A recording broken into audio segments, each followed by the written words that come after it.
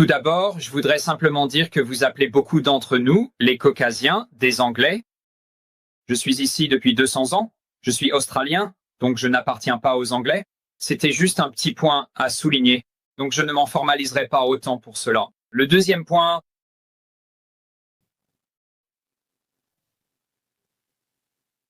était juste une seconde. Cela pourrait vous amuser. Vous voyez, moi, je suis un Anglais brun. En d'autres termes, je parle anglais.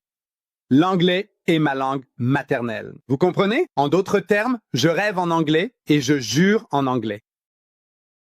Et les psychologues disent que la langue dans laquelle on rêve et celle dans laquelle on jure, c'est sa langue maternelle. Vous êtes indonésien, vous parlez indonésien, d'accord.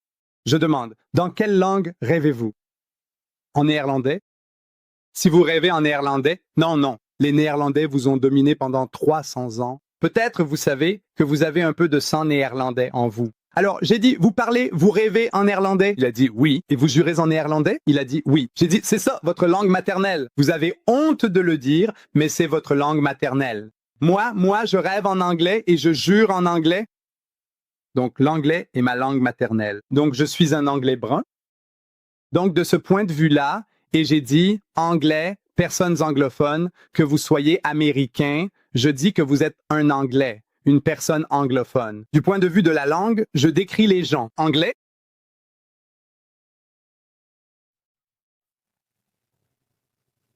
je suppose que si vous dites que vous êtes un Anglais, alors je dois l'être aussi. Je suis aussi vulnérable qu'un chien. Tout d'abord, ce soir, nous regardions Matthieu chapitre 12, le signe de Jonas. Et vous avez tout à fait justement souligné qu'il y avait certaines choses chez Jonas qui sont similaires à Jésus et d'autres qui sont différentes.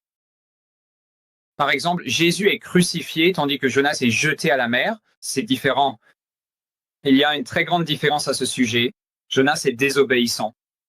Et il s'enfuit tandis que Jésus est obéissant. Donc c'est une différence assez importante. Et l'autre différence, c'est que Jonas va vers les païens, les pays étrangers, tandis que Jésus accomplit son ministère en Israël. Donc il y a quelques différences. Et vous avez tout à fait justement souligné que l'importance de l'événement de Jonas réside dans le temps, dans les 3 jours. Comme je l'ai dit, je lis la Bible tout le temps. J'ai même passé une partie de mes vacances à lire le Coran. Et donc je prends les Écritures très au sérieux. Mais je sais que pour avoir une vision complète de quelque chose, il faut tout lire. Il faut lire tout le livre. Donc je voudrais simplement lire un peu plus de Matthieu, où Jésus parle à nouveau des 3 jours. Ceci provient d'une traduction de la Bible appelée la NIV. C'est Matthieu 16, verset 21. Et il est dit, à partir de ce moment, Jésus commença à expliquer à ses disciples qu'il devait aller à Jérusalem et souffrir beaucoup de choses de la part des anciens, les principaux prêtres et les enseignants de la loi, et qu'il devait être mis à mort et ressuscité le 3e jour. Et donc je pense que lorsque vous lisez tout cela, il dit que les 3 jours où il va mourir. J'ai aussi d'autres références ici à ce sujet, mais elles sont toutes assez similaires parlant de la mort de Jésus. Je veux juste savoir ce que tu en dis parce qu'il y a beaucoup de versets dans la Bible. Je ne sais pas combien je veux en prendre ici, mais où Jésus dit « J'ai bien été mort ». Tu es Mon fils, tu dois être d'accord avec moi sur le fait que ce dont Jésus parlait, le signe de Jonas, ce signe était un miracle. Un signe signifie un miracle. Ce n'est pas un panneau de signalisation. Arrêt, céder, avancer. Ce n'est pas un panneau de signalisation. Il n'y avait pas de panneau de signalisation à Jérusalem il y a 2000 ans. Donc il ne parle pas de panneau de signalisation. Il parle d'un miracle. Les Juifs veulent un miracle de sa part, pas un panneau de signalisation. Alors Jésus a dit, mon miracle est celui de Jonas. Et ce qui est miraculeux avec Jonas, c'est qu'on s'attendait à ce qu'il meure 3 fois et il n'est pas mort. Vous voyez, si j'avais une arme à feu et que je perdais mon sang-froid et que je vous tirais 6 balles en plein cœur et qu'il était réduit en miettes et que vous mouriez, est-ce un miracle? Est-ce que c'en est un? Mais si ces 6 balles déchirent votre cœur en morceaux et que vous riez, c'est un miracle? Oui, c'est un miracle. C'est un miracle. Je vous mets 6 balles dans le cœur et vous riez encore. c'est un miracle. J'aurais peur de vous. Vous le savez? Si cela arrive, j'aurais peur de vous. Donc Jésus dit que le miracle, le mien, est celui de Jonas. Ce qui lui est arrivé va m'arriver aussi. Ce qui est arrivé à Jonas, on s'attend à ce qu'il meure. On s'attend à ce qu'il meure à chaque instant.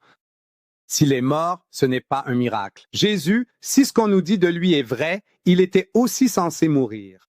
On s'attend à ce qu'il meure. S'il est mort, ce n'est pas un miracle. S'il est mort, ce qu'ils lui ont fait, et s'il est mort, ce n'est pas un miracle. S'il n'est pas mort, c'est un miracle. Donc je demande, il a dit, je serai comme Jonas. Jonas est vivant, vous êtes d'accord, et Jésus est mort. Et ça, dans votre langue, celle de l'anglais, ce n'est pas pareil. En zoulou, je demande au zoulou. Va, retourne, va Jonas. Il a dit, moi, tout comme Jonas. Donc je demande au zoulou, est-ce comme Jonas ou pas comme Jonas? Et ils disent que ce n'est pas comme Jonas. Je pose la question directement à l'Afrikaneur pour savoir ce qu'il en pense vraiment. Est-ce que c'est exactement comme l'histoire de Jonas? Je demande à nouveau à l'Afrikaneur de m'expliquer la situation. Est-ce que cela ressemble vraiment au sort de Jonas ou bien est-ce que ce n'est pas du tout comme Jonas dans ce cas précis? En arabe, il est dit, en arabe, ceci. L'affirmation concernant Jésus est beaucoup plus forte comparée à l'anglais. La Bible a été écrite par les chrétiens, soit dit en passant, pas par moi. Une génération mauvaise et adultère demande un signe, mais il ne lui sera donné d'autre signe que le signe du prophète Jonas. Car de même que Jonas fut dans le ventre du poisson 3 jours et 3 nuits, ainsi, le mot que je cherchais était hakada, exactement comme ça. Alors je demande aux chrétiens arabes, est-ce hakaza ou la hakaza? Jésus et Jonas, est-ce hakaza, exactement comme ça, ou la hakaza? Il a dit, non, c'est la hakaza. Alors vas-y, prouve maintenant que cette déclaration est une révélation de Dieu. Le Saint-Esprit a inspiré Matthieu à l'écrire. Alors cela prouve que Jésus est, si j'étais juif, je n'accepterais jamais Jésus. En tant que musulman, je crois en Jésus, en tant que Messie, l'un des plus grands messagers, en tant que musulman, mais en tant que juif, je dirais, regardez, cet homme a été mis à l'épreuve et il a échoué encore et encore. Il échoue. Selon le test qu'il s'impose lui-même, c'est un échec. C'est un imposteur. Et en tant qu'imposteur, nous l'avons tué. J'aurais dit cela si j'étais juif. Mais en tant que musulman, je dis, je crois qu'il était un véritable messager de Dieu. Et vous avez tout mal compris, vous avez mal compris. Qu'Allah soit avec vous. Dis quelque chose, je le mettrai là-dessus. Tu as raison. Si tu me tirais 6 fois en plein cœur et que je restais debout ici, ce serait un miracle. Bien sûr. Mais si tu me tirais 6 fois en plein cœur que je mourais, que j'étais enterré, puis que je revenais à la vie, ce serait aussi un miracle. C'est vrai? C'est vrai. D'abord, tu dois dire que tu es mort. D'abord, mec. Si on me tirait 6 fois en plein cœur, je serais mort. Non, non, c'est ce qui est écrit. Suppose cela. Maintenant, Jésus. Regarde, 3 jours. 3 jours après sa prétendue crucifixion, il se rend dans la chambre haute où ils avaient pris le dernier repas. Je te donne une autre preuve que cet homme n'est pas mort, une preuve venant de sa propre bouche. Il va dans cette chambre haute où ils avaient pris le dernier repas et il entre et souhaite à ses disciples dans la langue hébraïque Shalom Aleichem. C'est pareil que Salam Aleikum. Nous disons Salam Aleikum. Les Juifs disent Shalom Aleichem. C'est pareil. Cela signifie que la paix soit sur vous. Et quand il a dit Shalom Aleikum, ses disciples étaient terrifiés. Je lis dans votre Jean que les disciples étaient pétrifiés, terrifiés. Alors je demande, pourquoi auraient-ils été terrifiés? Parce que lorsque vous retrouvez votre maître perdu de longue date, votre grand-père, votre enseignant, votre gourou, votre prophète, votre messie, l'arabe et le juif s'embrassent l'un l'autre. Et c'est ainsi l'arabe et le juif.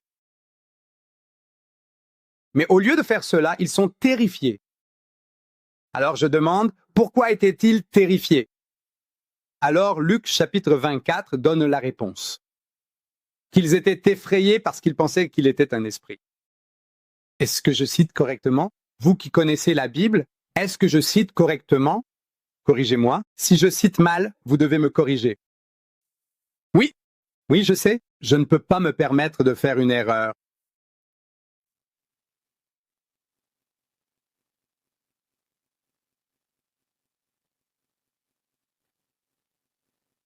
Alors j'ai dit, pourquoi aurait-il pensé cela? Et il pensait qu'il était un esprit. Alors je demande, avait-il l'air d'un esprit? Avait-il l'air d'un esprit? Et tout le monde dit non. Alors j'ai dit, pourquoi devrait-il penser que cet homme est un esprit s'il n'en avait pas l'air? La question est, pourquoi dirait-il qu'il pensait qu'il était un esprit alors qu'il n'en avait pas l'air? Alors j'ai dit, écoutez, je vais vous aider. Vous voyez, les disciples de Jésus, ils avaient entendu, par ouï-dire, des gens disaient que le maître avait été pendu sur la croix. Ils avaient entendu par ouï-dire, des gens disaient qu'il avait rendu l'esprit, c'est-à-dire que son âme était sortie, qu'il était mort. Ils avaient entendu par ouï-dire, des gens disaient que maintenant il était mort et enterré depuis 3 jours. Tout ce savoir venait de rumeurs, de ce que les gens disaient. Parce que Marc, chapitre 14, verset 50, nous dit qu'au moment le plus critique de la vie de Jésus, tous ses disciples l'ont abandonné et se sont enfuis, tous. Alors je demande à l'anglais brun et à l'anglais blanc, monsieur, est-ce que tous veut dire tous dans votre langue? Est-ce que tous, cela signifie tous dans votre langue? Bien sûr, tous veut dire tous. Tous veut dire tous. Ils n'étaient pas là, ni témoins directs de l'événement. Ils l'ont abandonné et se sont enfuis. C'est ce que dit le martyr, à moins qu'il ne mente. Dites-moi qu'il était un menteur. Son Saint-Esprit l'avait trompé aussi. Il a dit que ses disciples l'avaient fui. Ils n'étaient pas témoins directs des événements. Ils avaient entendu dire que cet homme était mort et enterré. Ils le croyaient en train de pourrir dans sa tombe. Une telle personne, vous voyez, naturellement, vous êtes terrifié. Vous pensez qu'il doit être un fantôme, un esprit. Alors Jésus veut les rassurer, leur dire que ce n'est pas ce qu'ils pensent. Alors il a dit, Unzuru ilaya daya warijalaya. Regardez mes mains et mes pieds. Ini anahua. C'est bien moi, touchez-moi et voyez. Car l'esprit n'a ni chair ni os. Car un esprit n'a ni chair ni os, comme vous voyez que j'en ai. Donc encore une fois, je parle, mon cher frère, à toi, chrétien arabe, et à vous, chrétien anglophone. Regardez, avec ma chair et mes os, je ne suis pas un esprit, je ne suis pas un fantôme, je ne suis pas un spectre. Est-ce que cela signifie cela dans votre langue? Si je suis de chair et d'os, alors je ne suis pas un esprit ni un fantôme. C'est bien ce que ça veut dire dans votre langue? Bien sûr que oui. Si vous avez de la chair et des os, vous n'êtes pas un esprit, vous n'êtes pas un fantôme, vous n'êtes pas un spectre, n'importe qui. Si vous avez ceci, alors vous n'êtes pas cela. En d'autres termes, il vous dit que le corps que vous voyez n'est pas un corps transformé. Ce n'est pas un corps métamorphosé. Ce n'est pas un corps ressuscité. Parce que les corps ressuscités deviennent spiritualisés. Vous voulez savoir qui dit cela? J'ai dit, c'est votre Paul. Vous demandez qui dit cela? Je dis, c'est votre Jésus. Vous voulez une référence? Je vous les donne. Venez, amenez vos évêques et vos archevêques pour venir dialoguer avec moi. À Sydney, je reviendrai, si Dieu le veut, à mes propres frais. Je viendrai. Trouvez-moi un évêque ou un archevêque et nous ferons un symposium. Pas un débat, un symposium. Présentez votre argumentation et laissez-moi présenter la nôtre, puis que les gens repartent et fassent leur choix. Alors, il leur a alors déclaré d'une voix calme, « Venez me toucher pour voir par vous-même. » C'est alors qu'ils se sont approchés pour le toucher.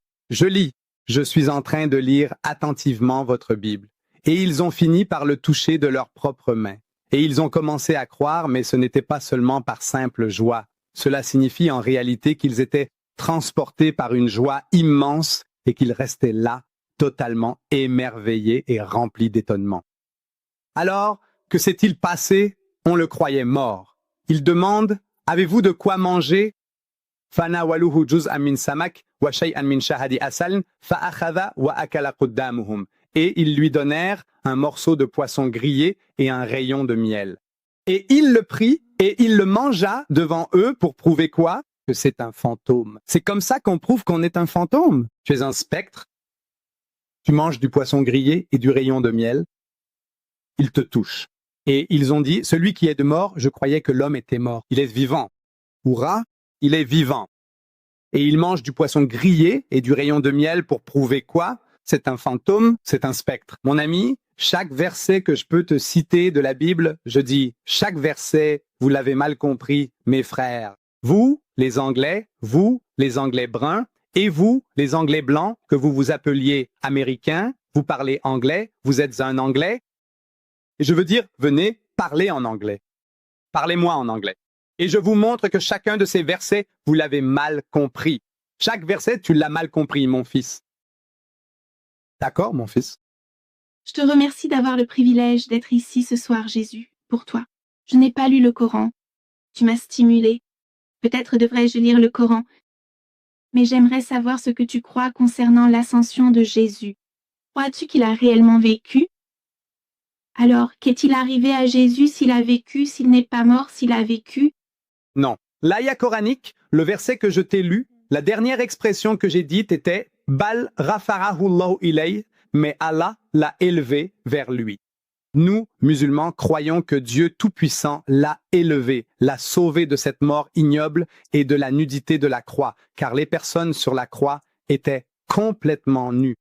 Ils ne te respectaient pas au point de mettre un petit pagne autour de l'homme. Le messager de Dieu, vous dites, le Fils de Dieu, nu, exposé devant le monde, vous savez, avec des mouches qui bourdonnent autour de lui. Non, non, non.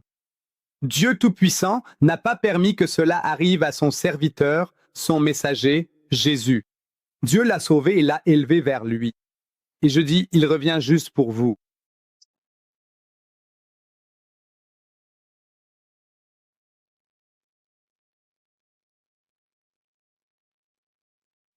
Il revient. Pour faire quoi? Vous savez, nous, les musulmans, nous croyons et nous affirmons que l'islam est l'aboutissement, l'accomplissement de toute la révélation de Dieu à l'humanité. Toute la vraie guidance, toute la guidance nous a été donnée. Nous n'avons plus rien de nouveau à apprendre de Jésus, de Moïse ou de Mohammed. Tout ce que Dieu voulait donner, il nous l'a déjà donné. Alors, que vient faire Jésus? Il dit non, il vient pour vous rectifier. Et il vous le dit. Dans l'évangile selon saint Matthieu, il dit, beaucoup me diront en ce jour-là, lors de sa seconde venue, à son retour, beaucoup me diront en ce jour-là, Seigneur, Seigneur, n'avons-nous pas prophétisé en ton nom et en ton nom chassé les démons et en ton nom accompli beaucoup de miracles? Ils vont demander, Jésus, n'avons-nous pas fait toutes ces choses? Nous avons construit des hôpitaux, vous savez, des orphelinats, et nous nous sommes occupés des aborigènes, nous nous sommes occupés des morts, et nous nous sommes occupés des Indiens. Oui, oui, toutes ces choses, vous les avez faites. Nous avons éduqué tous ces idiots, nous les avons civilisés, nous les avons coupés. Nous avons tout fait. Alors, n'avons-nous pas prophétisé en ton nom? Et en ton nom, chassé les démons. Et en ton nom, accompli beaucoup de miracles. Que répond Jésus à cela? Il a dit, je ne vous ai jamais connu. Il a dit, éloignez-vous de moi, vous qui commettez l'iniquité. Vous êtes des malfaiteurs. Vous êtes des semeurs de mal. Qui est-il? Vous qui travaillez au nom du Christ, vous occupez des lépreux. Vous occupez des orphelins. Mère Teresa, le travail qu'elle fait est merveilleux. Par Dieu, je vous le dis. Vous savez, j'incline la tête par respect pour elle. Toutes les choses merveilleuses que vous faites. La façon dont vous prenez soin des animaux. Vous savez, la préservation des animaux pour préserver la vie. Vous faites des choses fantastiques. Mais aussi pour les êtres humains. Ce que vous faites, et c'est ce que vous allez dire à Jésus. Je pose la question aux chrétiens. Répondez. Vous savez pourquoi? Vous savez pourquoi? Parce que vous l'appelez Seigneur. Il n'est pas votre Seigneur. Il n'est pas votre Dieu.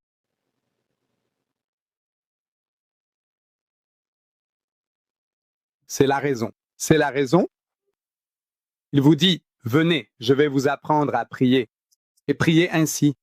Et il met les mots dans votre bouche. Comme un petit bébé, comme un petit enfant. Priez ainsi. Ô notre Père, nous chantons dans les cieux.